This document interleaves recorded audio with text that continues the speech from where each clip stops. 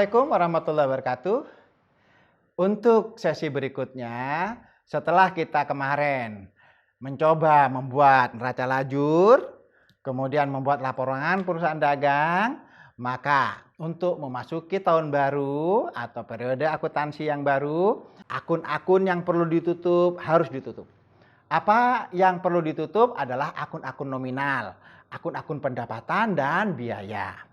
Bagaimana cara menutupnya? Mirip dengan perusahaan jasa.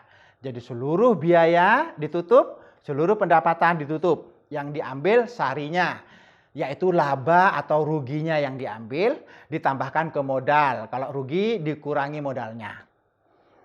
Sehingga jurnal penutup itu adalah yang pertama seluruh penjualan. Atau kalau di perusahaan jasa itu pendapatan. Kalau perusahaan dagang kan penjualan. Maka seluruh penjualannya, pendapatan perusahaan itu tutup. Caranya debitnya penjualan dan pendapatan perusahaan dagang. Debit, masukkan ke ikhtisar laba rugi di sebelah kredit. Jurnal penutup kedua, seluruh biaya atau beban perusahaan. Caranya, ikhtisar laba rugi debit, kreditnya, biaya-biaya yang macam-macam itu, biaya listrik, air, telepon, biaya gaji, dan macam-macam, biaya pokok penjualan. Itu di sebelah kredit semua. Masukkan ke ikhtisar laba rugi.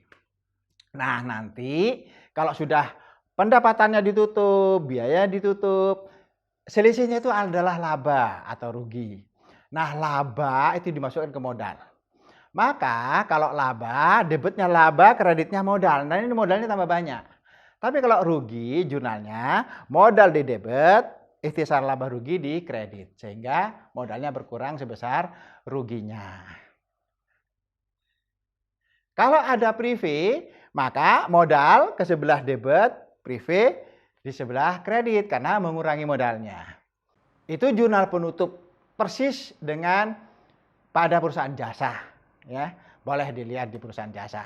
Bagaimana jurnal penutupnya.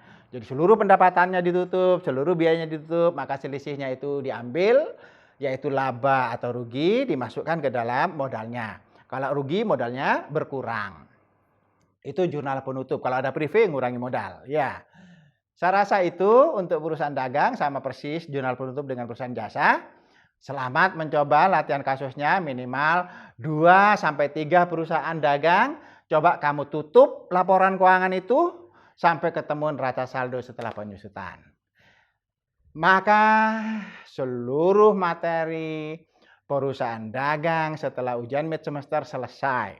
Seluruh dosen dan asisten yang mengajar ini nanti akan latihan tentang bagaimana mencatat transaksi keuangan baik jasa maupun dagang. Kemudian sampai jadi laporan keuangan yang benar dan baik.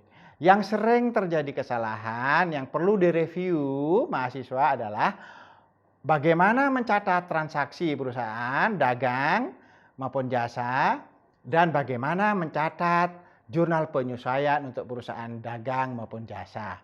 Itu yang perlu direview sehingga sebelum mengakhiri perkuliahan akuntansi keuangan dasar, baik itu akuntansi perusahaan jasa dan dagang, maka perlu ada review-review, tanya jawab sehingga mahasiswa menjadi cukup bekal untuk memahami dan latihan soal di bidang akuntansi perusahaan jasa sampai jadi laporan keuangan dan akuntansi perusahaan dagang sampai jadi laporan keuangan. Semoga bermanfaat. Salam untuk mahasiswa.